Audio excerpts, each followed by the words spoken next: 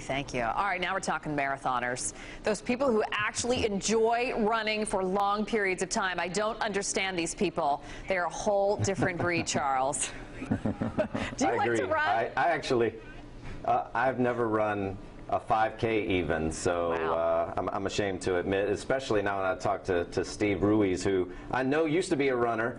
And do you still run? And still am. And yes. Still is a runner, so I think he's the perfect person to talk about the Walt Disney World Marathon that's coming up on Sunday. And Steve's been writing a series of stories over the last week or so, and one that is really fascinating is one that's not quite out. When's it run in the paper? It is running tomorrow. Tomorrow's paper, about a visually impaired runner and his guide, and reading a little bit about how the two met up. It's a great story. Why don't you tell us a little about it?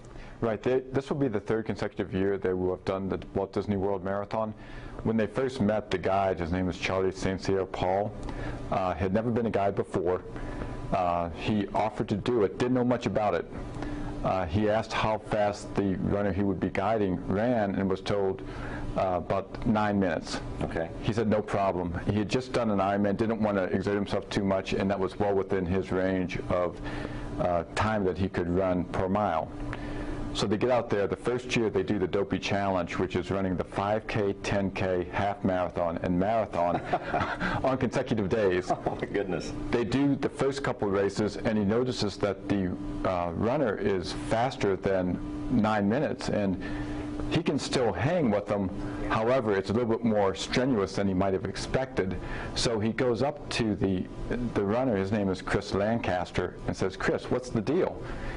I thought you ran 9-minute miles." And Chris says, "Well, I never had a guide who could run as fast as me, so he was running slower." So he was dialing it back. That's right. Well, that's right. So well, clearly for Chris, he found a guide that could help keep pace with him, and it's been a good match. So this will be, from what I understand, their third Disney marathon together. Third Disney marathon in a row. They have done an Ironman together.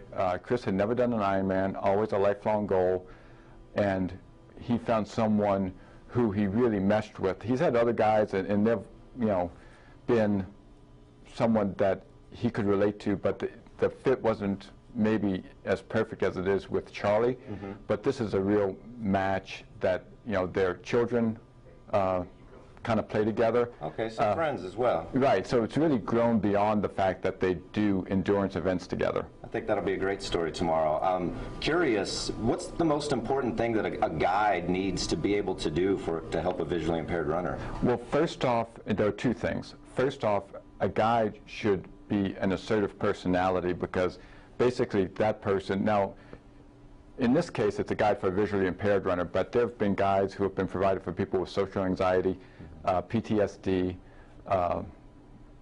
autism, things of that sort. So it's not always visually impaired runners, but for a visually impaired runner, you have to be the eyes of that runner. So you have to be assertive, letting them know, look, we're coming up on somebody, so they don't trip over somebody's feet, they don't trip over a curb, things of that sort. The second thing is, as I referenced before, is you have to be faster than the person you are guiding. Because it's got to be, as Chris said, it's got to be my race.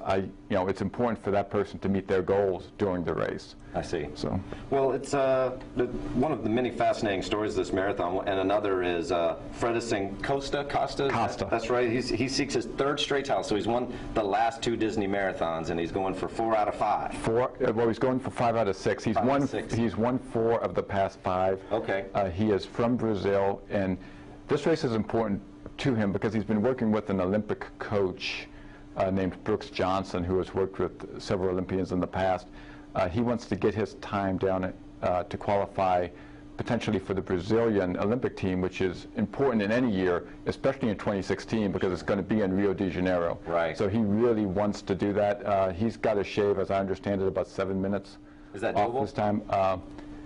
Well, I'm not an expert on it. It seems like a lot to me, but Fredison is a guy who is definitely a hard worker, definitely has the will. I wouldn't put it past him. It's going to be a challenge.